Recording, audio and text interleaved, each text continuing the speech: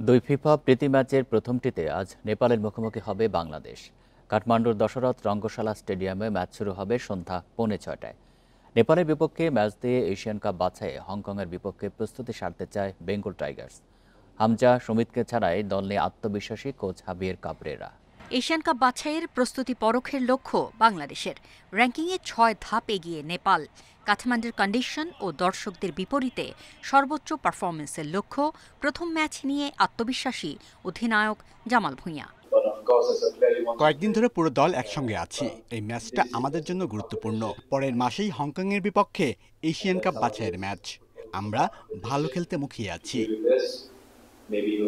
লিগের ব্যস্ততায় সময় বের করতে পারেননি ইংল্যান্ড প্রবাসী হামজা চৌধুরী ও কানাডা প্রবাসী সমিত সোম।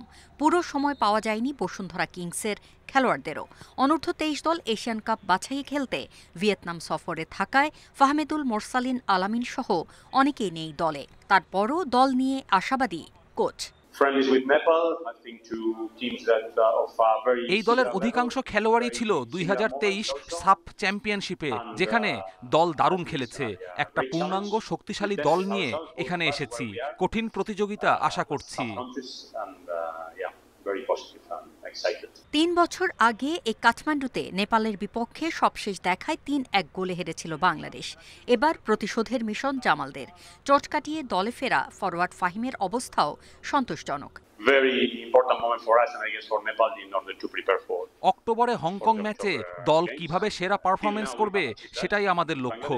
ঢাকায় যে প্রস্তুতি ম্যাচগুলো খেলা হয়েছে সেগুলো ইতিবাচক ছিল, আর নেপালের এই দুটি ম্যাচ আমাদের জন্য আরও বেশি গুরুত্বপূর্ণ।